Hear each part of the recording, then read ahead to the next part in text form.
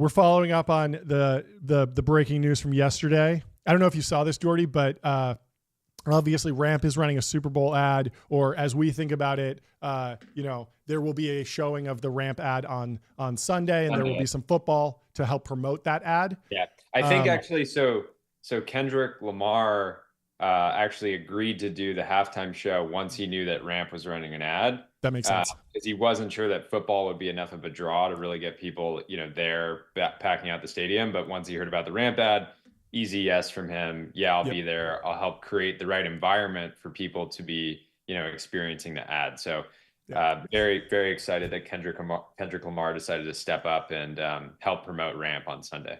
Yeah, it's fantastic. Well, Saquon Barkley is starring in that Ramp ad. You'll be able to see it live on Sunday. And Eric Glyman, we were joking. We didn't really know who Saquon Barkley was when they told us, but now we're super fans. Massive supporters, mostly of his investment portfolio, but he's also, I guess, pretty good on the field too. But an absolute goated investor, future Hall of Famer in the business Hall of Fame for sure. Yeah, in the TB, probably has a bright future posting too. Yep. He's clearly got, good taste and good ideas, and that's usually what it takes to, dominate the timeline. So after he's done dominating the field on Sunday, I'd like to see a 20-part thread breaking down, here's how the game went, here's what we could have done better, here's what we're going to be taking into the offseason, and maybe a little bit of celebration as well. And looking at this picture,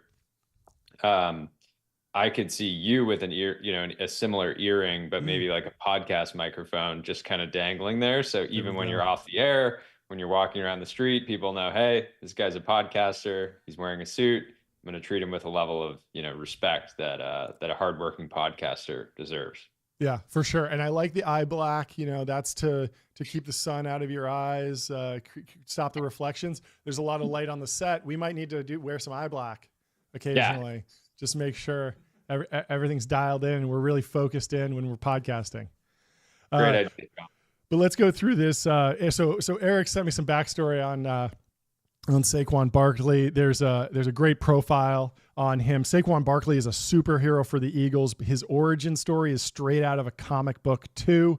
The man who has led the Philadelphia Eagles Super Bowl run, the man who has been the most exciting player in football, almost quit the sport just before his career was about to take off. That was 14 years ago in Eastern Pennsylvania, before Saquon Barkley became Saquon, a hulking, hurtling blur with superhero-like muscles. I love it. Let's go. I watched a highlight reel of him. I mean, I'm a super fan now. It is incredible. He has some of the greatest plays. I looked up some pictures of some plays yesterday because I wanted a shot of him running with the ramp card into the end zone, There we go. Yeah. And anyways, an absolute dog. And so they have a bunch of quotes here to help tell the story of Saquon. I thought it'd be fun to go through this just because, even though, he's dipping his toe in the business world for the first time, he's clearly an incredibly inspirational figure and has done something remarkable. And studying greatness in the business world and beyond is something so valuable. There's a reason why David Senra has covered Kobe Bryant, Michael Jordan on the Founders podcast. Sure. Yeah, or even one of Keith Rabois' favorite books is The Score Takes Care of Itself. Have you ever read that? Fantastic book. Fantastic book. Yeah. And so Brian Gilbert, the former head coach at Whitehall, his high school, I don't want to exaggerate, but the varsity coaching staff and I literally brought him in because we'd heard after his freshman year of high school he was going to quit football. Barkley was frustrated, struggling with his self-confidence. Some kids had matured faster than him. Sophomore year, he didn't play varsity because his best friend was ahead of him. Saquon had to work. That's how he's wired, and that's why he's so great. I said, listen, you may not be the best one right now, but we see potential in you. We see how fast you are. You've got to give it more time. He said, Coach, I'm so skinny. If I come up and play varsity football, I'm going to get broken in half. We said, just get in the weight room and get stronger. Thank God he listened. And this guy squats like almost 1,000 pounds now. Just absolute dog. Absolute dog. I love it. And so the former varsity Whitehall quarterback who he played with, Nick Shafniski, says he was always the freakiest athlete and the nicest human, but it seemed like there was always someone a year or two older who was a little bit better. He was never the guy, as crazy as that sounds, because now he's the epitome of the guy. I love it. Let's go.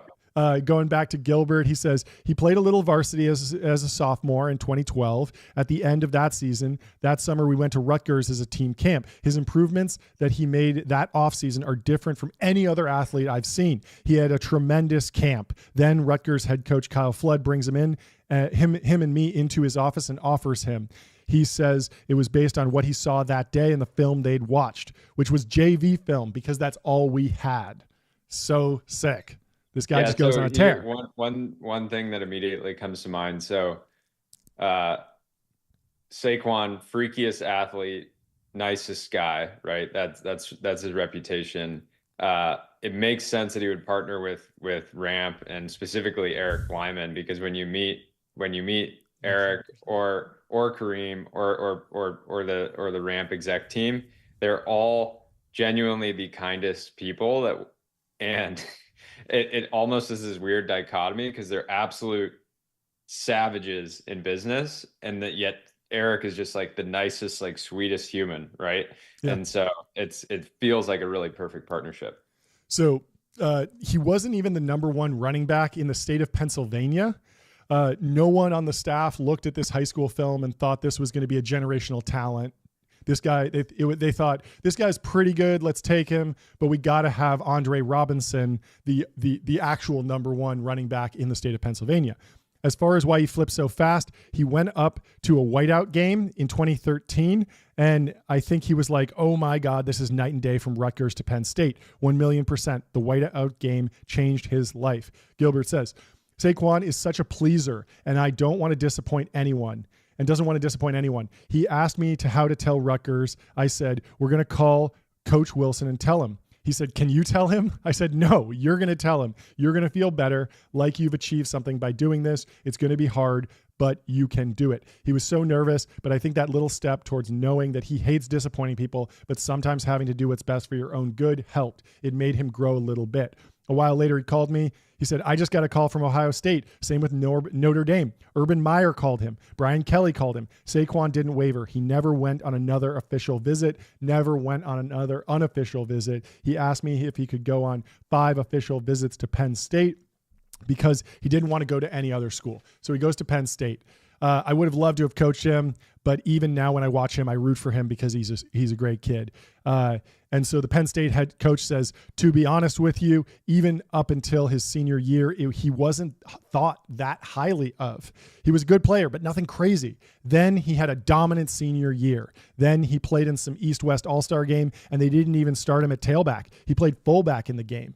James and I went out to see him play early in his senior year. He had like 200 yards of offense and 4 touchdowns in the first half. And I was like, I think we can leave now. I was texting the pilot. Our job was done. He says, we're leaving. What do you mean we're leaving? The game started at 7 and it's only 7:38. I have a cool picture from me and Spence standing on the sideline. Our local photographer shot a picture of us from over our shoulders with him in the background. I have it hanging in my basement. So sick. Cool little connection. So he was at Penn State, at the same time as Bo Nickel, technology brother and future UFC middleweight world champion. So anyways, bunch of also nicest, most, humble guy. Fantastic. So Penn State's doing something right. So they say, have you heard the story about the track deal when he was in high school? Gilbert says, this story is legendary, Franklin. He wouldn't miss opportunities to do something special. I was at the district track meet that Whitehall hosts every year. At the 100-meter dash, this girl ran and finished first, but there was a mistake with the clock, so they had to redo it. And when they redid it, she came in second. Saquon witnessed all this, so he went over and gave her his gold medal. So amazing. He said, you deserve this. People at local pubs and restaurants will ask if it's really true. Yep, it is. What a good guy. That's amazing. For me, realizing he was special, it was probably the first day we were in full pads at summer camp. He ran a basic inside zone play. He hit the A gap and then made a jump cut all the way back to the edge and went like 70 yards. Everyone's going crazy. He comes right back to me and says, should I have pressed it a little more?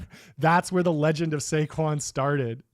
I remember the run from the Oklahoma drill when the 3 O linemen basically blocked nobody and the 3 D linemen came through and he shook them all. That was welcome to Saquon Barkley moment. Have you seen that? That's so good. In the first year, we kept trying to protect him. He had unbelievable physical tools, but we were conscious of throwing him to the wolves too soon because we didn't want to scar him. After that Buffalo game, we were like, okay, we got to play this guy.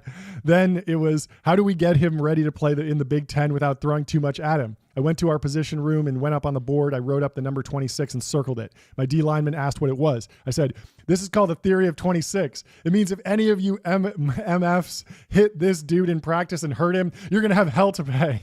Don't touch him. He's like the quarterback. Leave him alone. I don't want one of them big dudes falling on him. After his freshman year, he said he wanted to be the best running back ever. What do I need to do to get better? He went back and looked at some of the long runs where he got run down. It happens against Rutgers, against Michigan. We went back and did a series of looking at winning in open space, breaking tackles, and making guys miss. Saquon Barkley says, you try to improve in every aspect of the game. I watched film on myself. I did self-evaluation. I wanted to get better at finishing the run, break loose, and make another guy miss and get into the end zone. Eliminate the next play, because anytime you have to line up again, you give the defense another opportunity. You can have a muffled snap, anything. My freshman year, I was explosive, but I didn't have true speed. My 20 and 30-yard burst was really good, but when I got to go 60 or 100, I didn't really have another gear. I really wanted to increase my 40 time. So sick. I love it. Crazy. And so, this story kind of ends with Huff. Going into next year, I told him, you got to be prepared to have the biggest letdown season of your life. I said, now teams are not going to let you beat them. You have to be able to find success in the little things. Maybe you don't rush for 200 yards and 3 touchdowns, but you can eliminate a few negative plays, improve your pass blocking, get better at catching the ball, coming out of the backfield, develop other parts of your game. And he was like, okay, I'm good with that. I love it. Imagine. Yeah. What a beast. So what a huge beast. Fans now. And it was just awesome to see Jeb and Saquon on the timeline yesterday, just dominating. Even Jeb baited everybody, a little engagement bait. He included, what looked like a bullet point at the start of his post. A lot of people said, hey, somebody sent him this post. He chose from the bullet points, and he was just copying and pasting it in. But people quickly pointed out, they said, hey, Jeb is a master of the timeline. He included that to drive engagement so his post would go more viral. So I think so. You don't get to be someone like Jeb Bush without being an absolute dog and taking every little extra step to get that extra reach, to get that extra impression. Yeah. I love to see him, performing on the timeline. Yeah. So lesson for founders, if you have somebody on your board or your cap table who's an interesting poster who you want to feed a tweet to, let them include a bullet point. Maybe even include a little spelling mistake in there, so people are like, oh, like this is artisanal. Quotes are good too. If you include like one or quote at the start or the end, people are going to say, hey, somebody sent you that to copy and paste in. But that's viral fuel. Yeah, that's viral fuel. So that's so funny. So I don't think we talked about this post on the show, but I posted Karl Marx failed to consider that making money with your boys is the most fun activity on earth. Yeah. And I posted, I reviewed it like a few times. And I posted it. I had a typo in the fourth word. Fifth word. Karl Marx failed to consider. And I said considered. Yeah. And it still got 14,000 likes. Oh my God. I was like, how does that even work? This is more organic.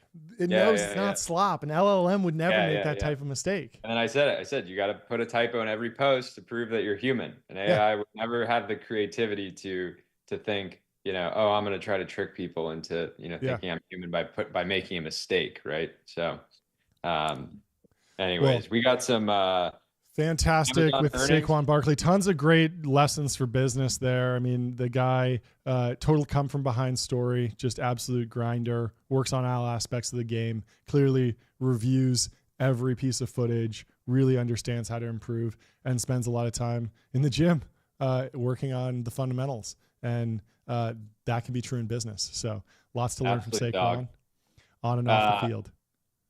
I'm generally against wearing, jerseys with another dude's name on the back. We're getting some TB jerseys made that'll be, just Coogan and Hayes. But I'm almost inclined to, try to get a Saquon jersey by Sunday and just be, just be cheering, not for Yeah. the game, but for the ad. Yeah. For Just the ad.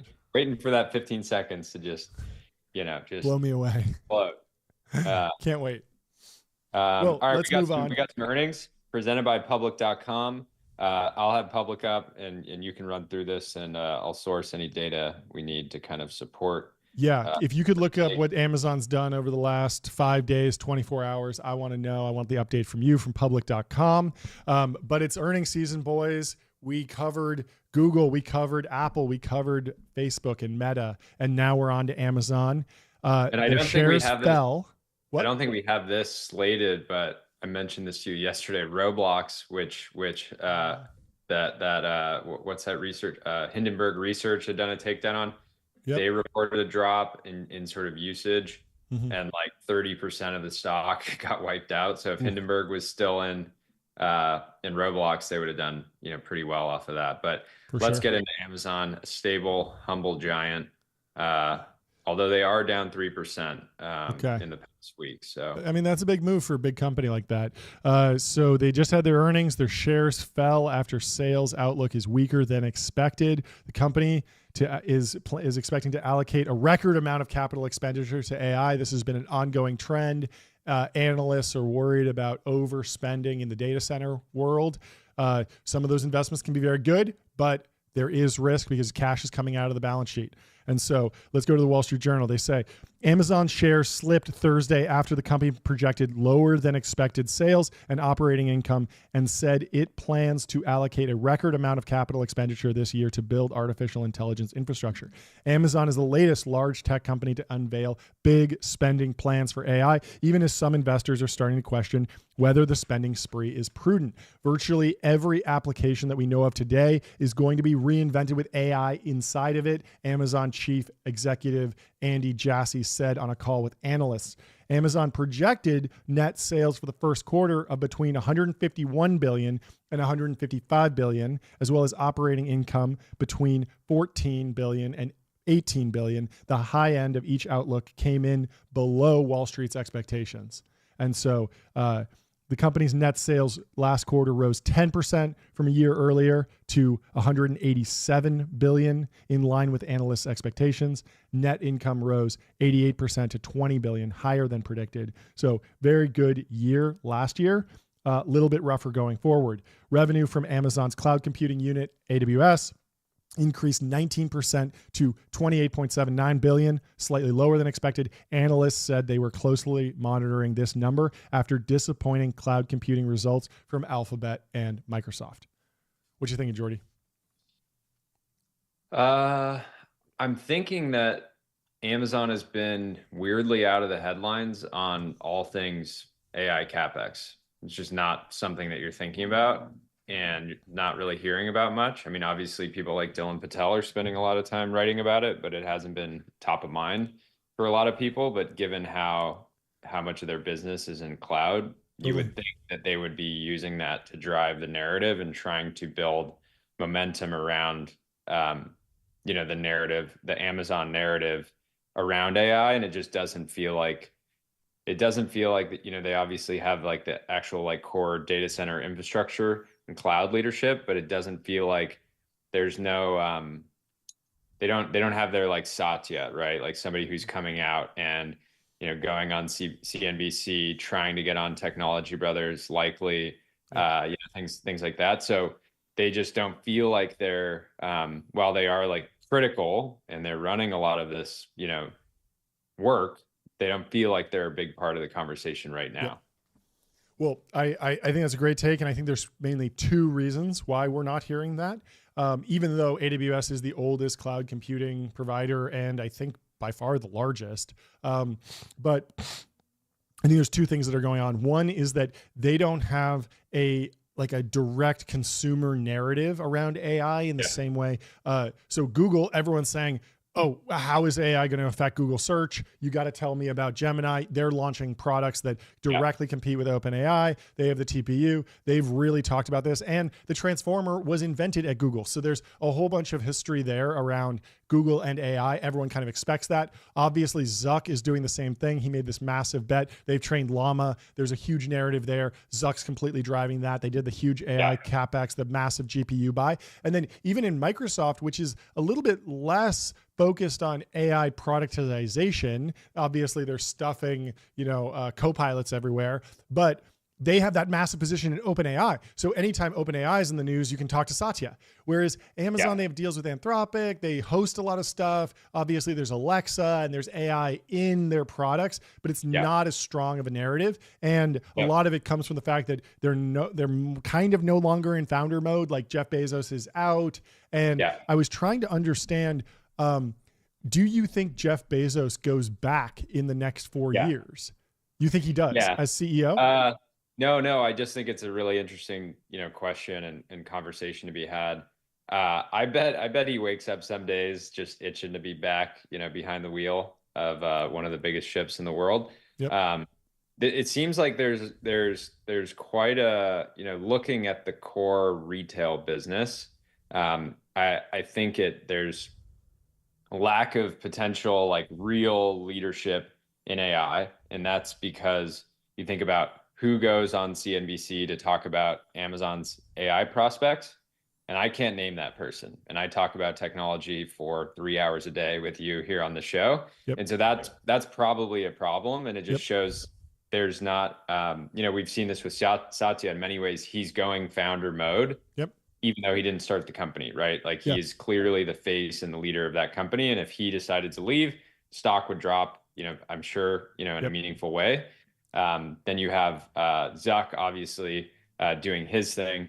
The other issue is the entire retail side of the business. I actually pulled up a post from Sean Frank, who we've had on the show probably 100 times now. He has been talking for a very long time about how little new interest there is in selling on Amazon. You remember there was a time when everybody was selling courses on how you can make, $5,000 a day selling on Amazon. You don't even need your own products. And so Amazon has gotten optimized and optimized and optimized, and they've just kept eating into the profits of the sellers on their platform. It's basically completely pay to play now. It's really hard to drive sales without spending a huge amount of your sales of gross revenue on ads. So I just pulled this up. There's a post. This was from a week ago, actually. Sean says, why is interest in Amazon businesses collapse? One, the overall e-com market has collapsed. Almost no deals are being done, and those deals are 50% of what they would trade for in 2021. Solo Stove was worth $2 billion at one point. It's worth under 100 now. That sums up investor interest. Two, sales are stagnant. Amazon Marketplace sales are down single digits. That means the average merchant isn't growing all that much. No growth story, so there's even less interest. He says, three, all the big buyers went bankrupt. So you remember companies like Thrasio, and then you have like kind of other alternatives like Open Store that are playing more on the Shopify space.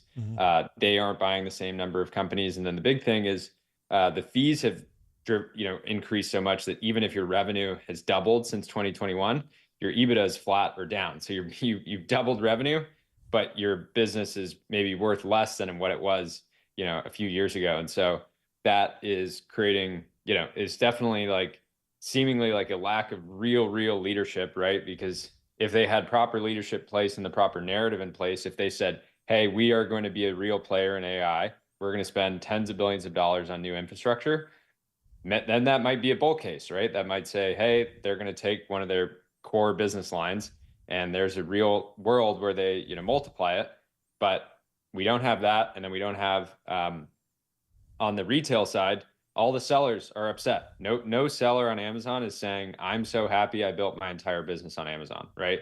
They're getting competed by Chinese sellers. They're being knocked off. There's a bunch of trademark infringement that happens. One of my portfolio companies, Element, LMNT, had a copycat product on the platform that was the exact packaging, different name, but a carbon copy of the product. And Amazon let it run up to, thousands and thousands and thousands of sales. I think they've dealt with it at this point, but it's a very hostile environment to be a seller, and we're not seeing, real leadership on the cloud side. So yeah, I don't know what to think. I think it's still a pretty good user experience Yeah. on the platform. I think it's a great value exchange as a user. I pay, I don't know how many, couple $100 a year, and I get a bunch of content and free shipping, and that's great. But Yep. I think there's trouble on the retail side, and because ultimately Amazon's, they're not, now they own inventory, but historically it was a very,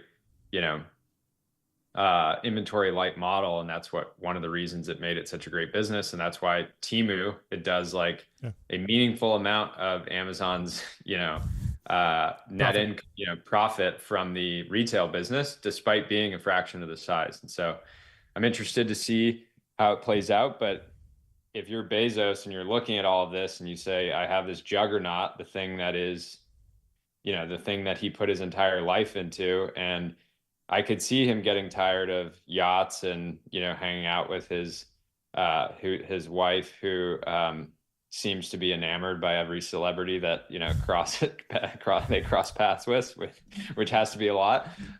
So eventually he might just decide, you know what, it's time to go founder mode. I also think that he clearly has more interest in Blue Origin now. And I like the fact that he and Elon seem to be more positive sum now, and supporting each other, which is great to see as well. So who knows? But yeah, it's a great American company for the most part, and I'd like to see them, really take the reins and capitalize.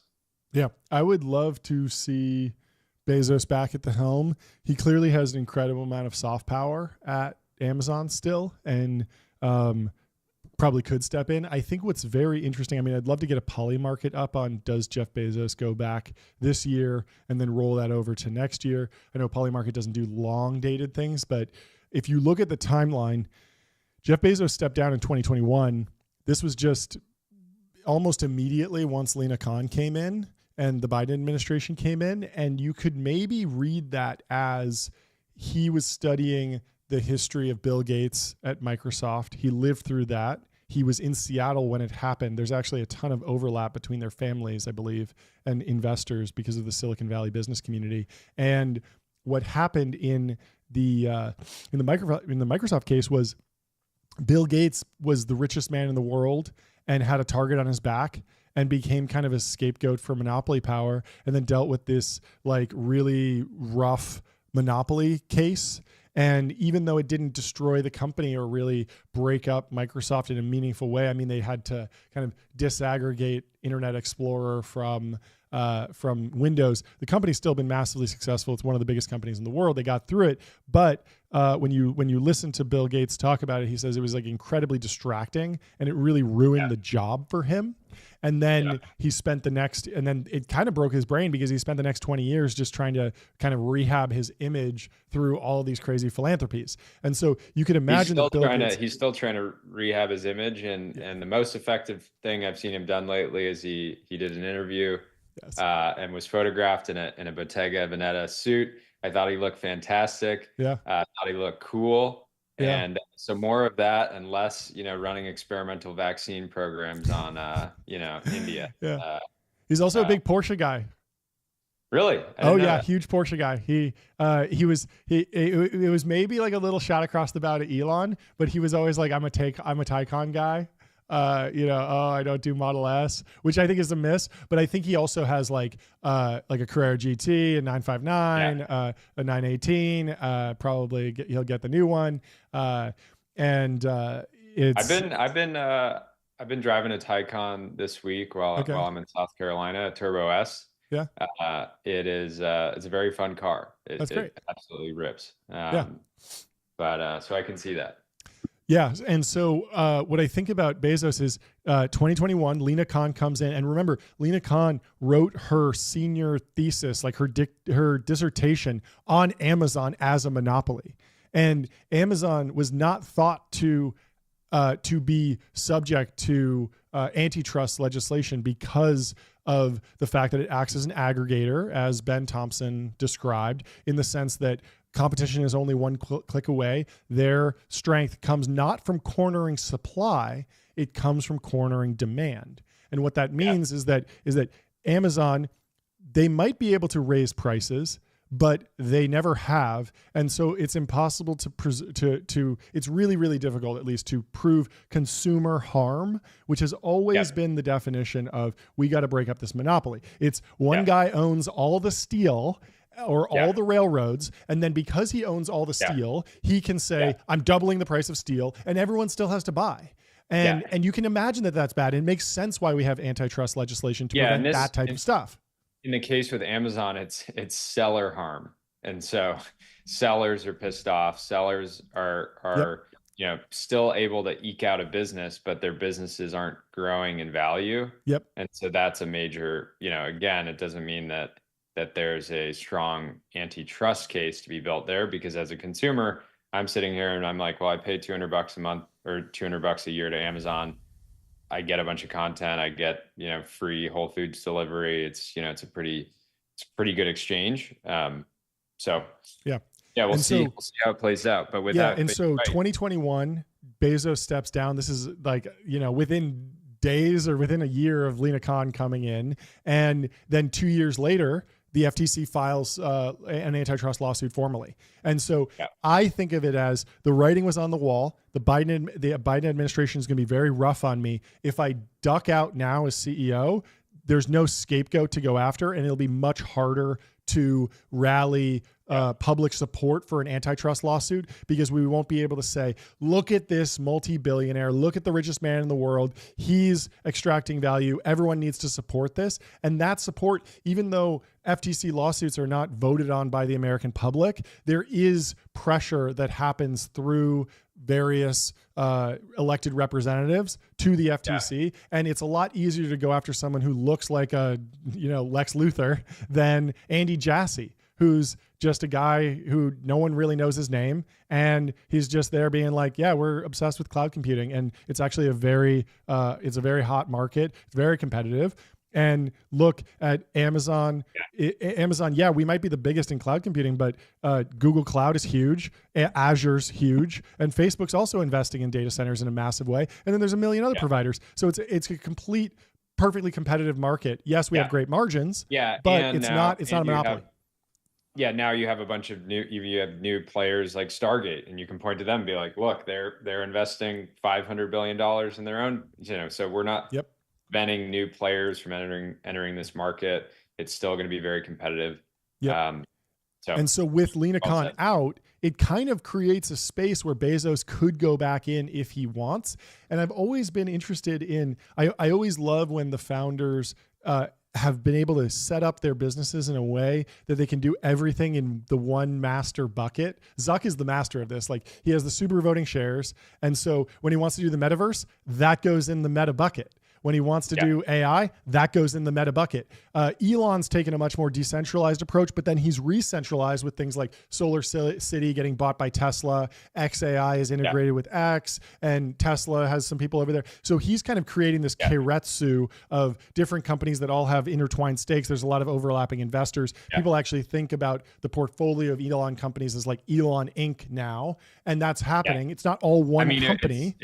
It's crazy to think that he could take just his personal positions public independently and create an index of Elon. And it would probably trade at a 5x premium to book value, something ridiculous. But Bezos he's never been able to justify that fully. Like, I think Amazon did one satellite internet project, but he wasn't able to go to the Amazon shareholders, even though he has an immense amount of control. He was able to go to them and say, look, we could be making money on retail, but instead we're going to invest all of that in AWS, and we're going to have this amazing second business. He wasn't able to do that a third or fourth time. He could have said, hey, look, we have a lot of delivery trucks. We want to make electric delivery trucks. And so we're going to build electric vehicles in-house. But that's not what he did. Instead, he funded Rivian, and Rivian is kind of his Tesla, and that stock's been up and down, but Amazon built a position, and Bezos helped with that a little bit, but he wasn't able to just do it inside. If Zuck needs trucks, he's going to build them in Meta. He's not going to start a second company. And same thing with Blue Origin. Like if Zuck wants to build rockets, it'll probably happen within Meta because he has so much control and so much voting power there. And he's been very good at convincing the shareholders. So it'll be interesting to see. I mean, I would honestly probably be more excited about Blue Origin and Rivian if they lived within the Amazon holding structure and Bezos was at the top of that and could really choose how to allocate capital, because this business, even though, it's down a couple percent, it's throwing off so much money that they are going to invest $100 billion in capital expenditure next year. Like, that's probably way less than Rivian needs or Blue Origin needs. These could be within. Think about how good that would be for users if you could be driving in your Rivian and click to do an Amazon haul and buy a $13 guitar or $13 couch, right? $20 couch. Yeah, yeah, exactly. That's what users want, right? Yeah. They want slop products while they're in their slop EV. Yeah. I mean, at the same time, it makes sense why shareholders are like, wait, like I wanted to, like, Zuck, I'm here as a shareholder. I just want like ad dividends. Like, why are you open sourcing LLMs? Like, I don't care about that.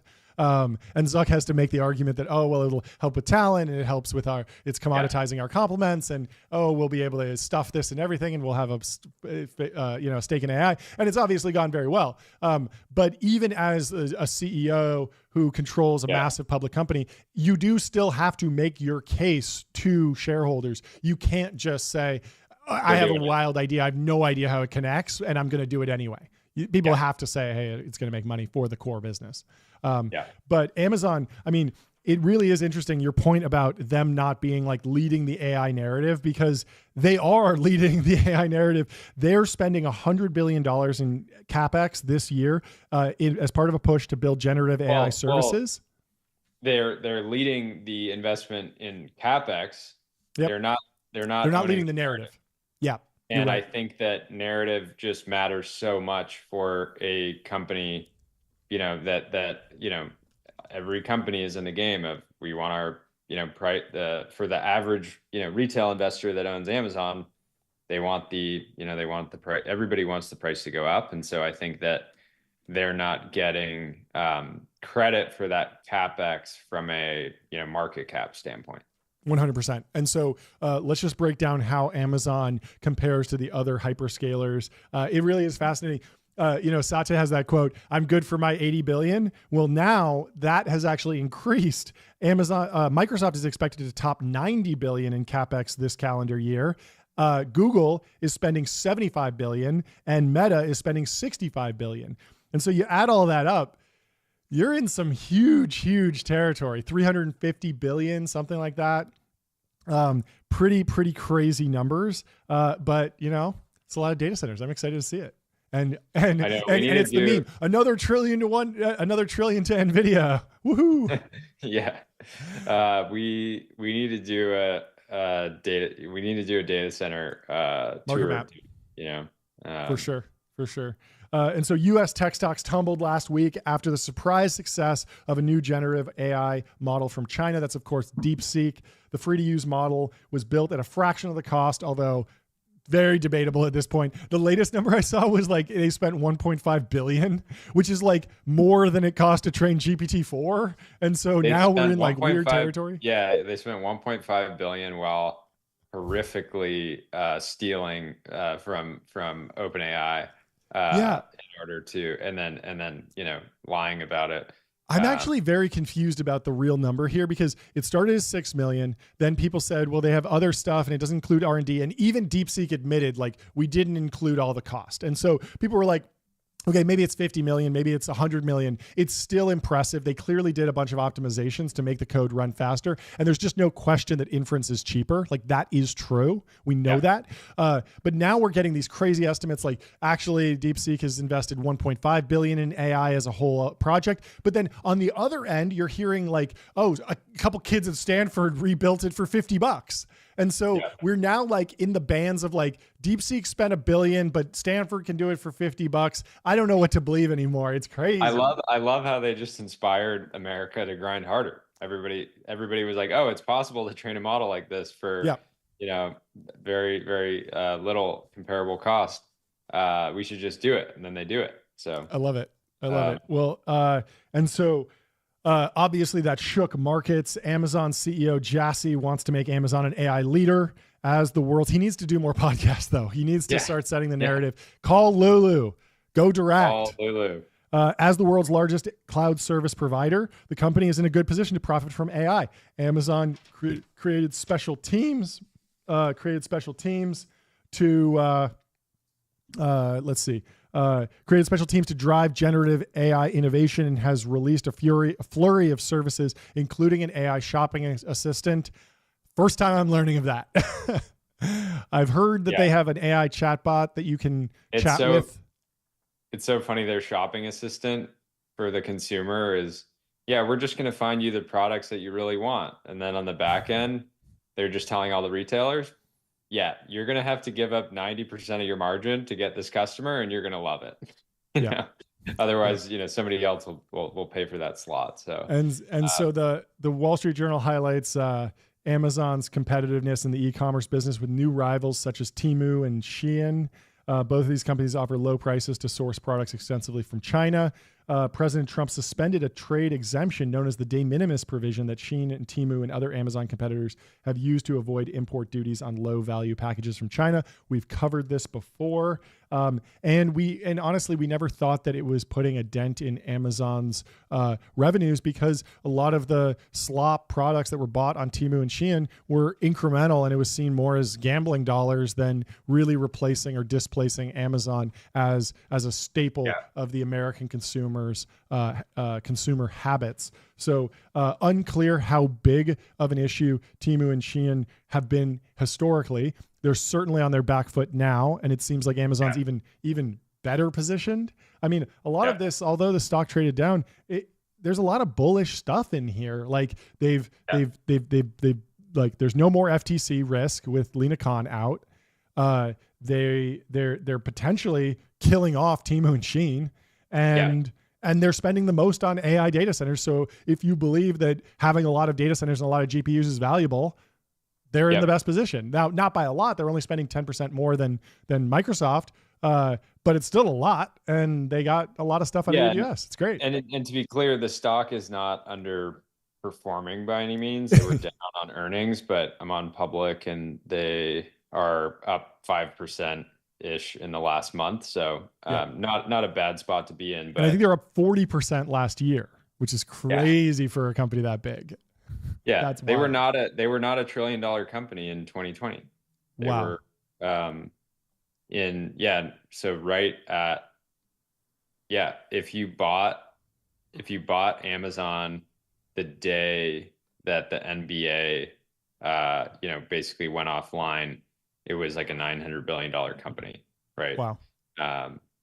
So anyways, still doing well despite Bezos not at the helm, but Imagine the move if Bezos did join the company. the pop would be biblical.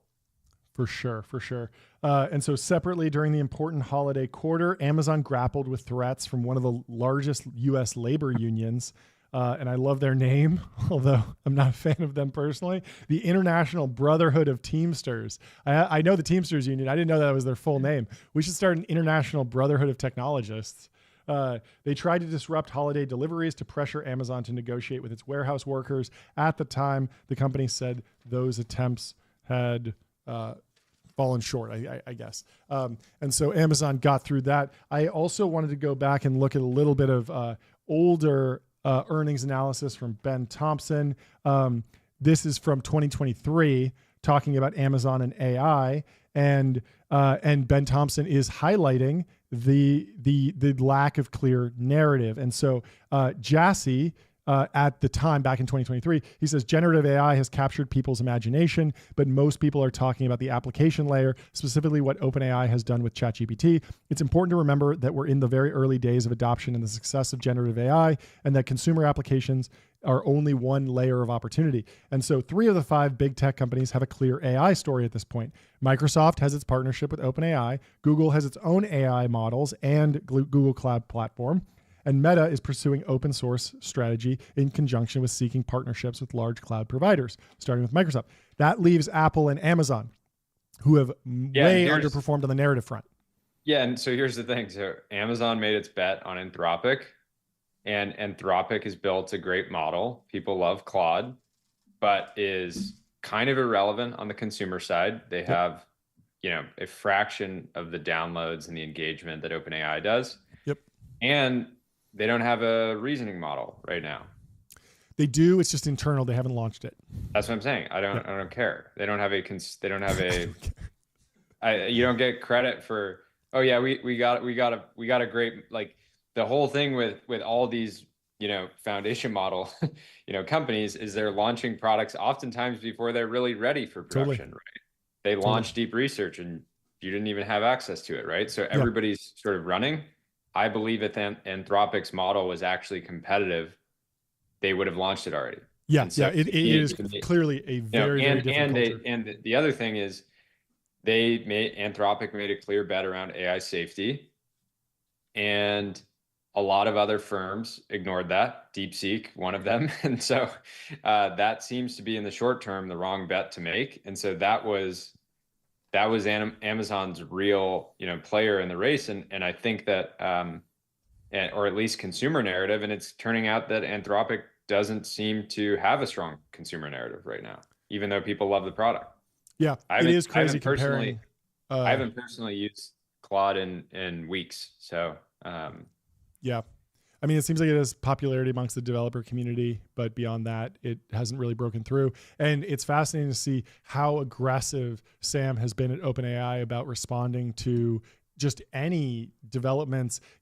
Every time Google has a keynote, OpenAI has a keynote 2 days before, and DeepSeek comes out. What's the name of the product he launches? Deep Research.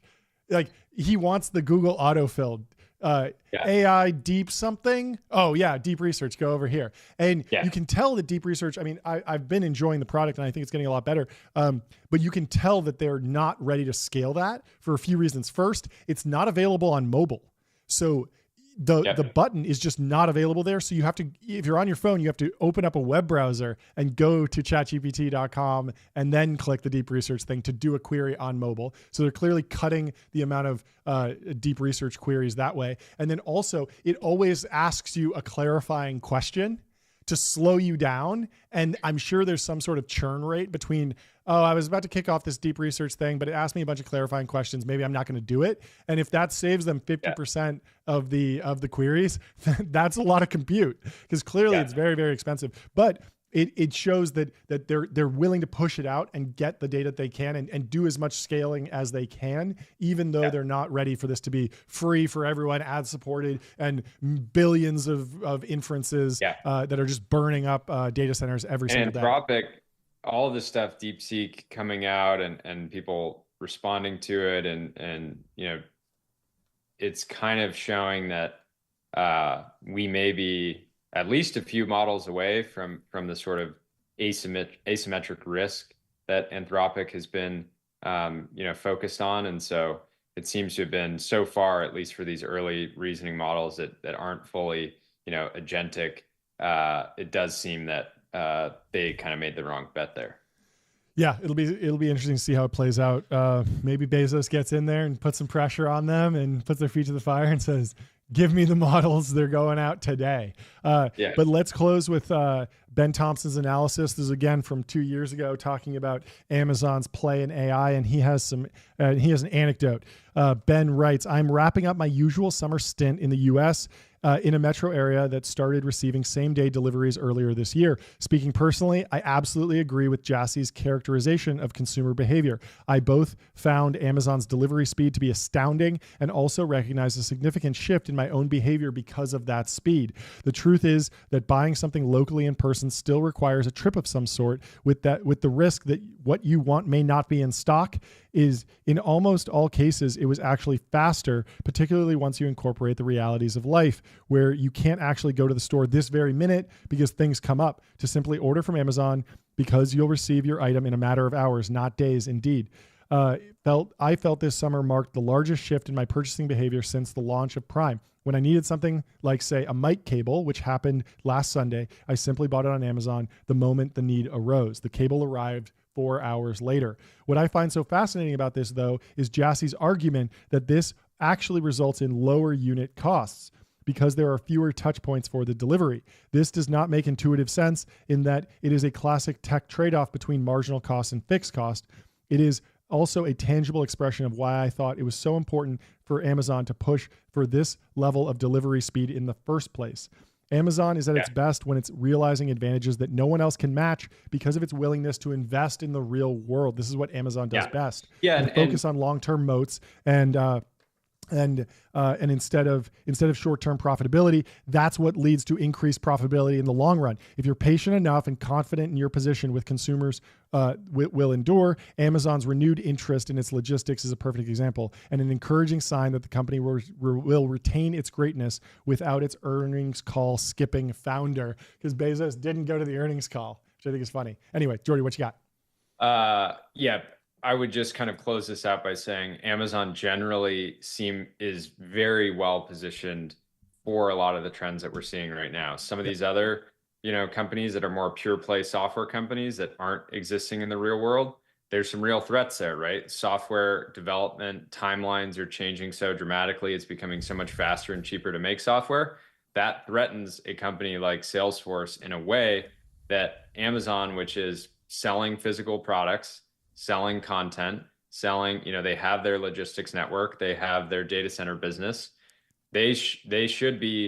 People should be tremendously excited about Amazon's positioning for the next 10 years. And yeah, they're somehow not getting that through. So anyways, excited to keep covering it.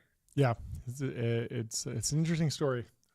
Seems mostly narrative and communications based, but we'll see. Fortunately, stock's up 40% over the last year. Minor bump in the road with this earnings. A little bit of scared on the CapEx, a little bit of DeepSeek threat, but we'll see where it goes.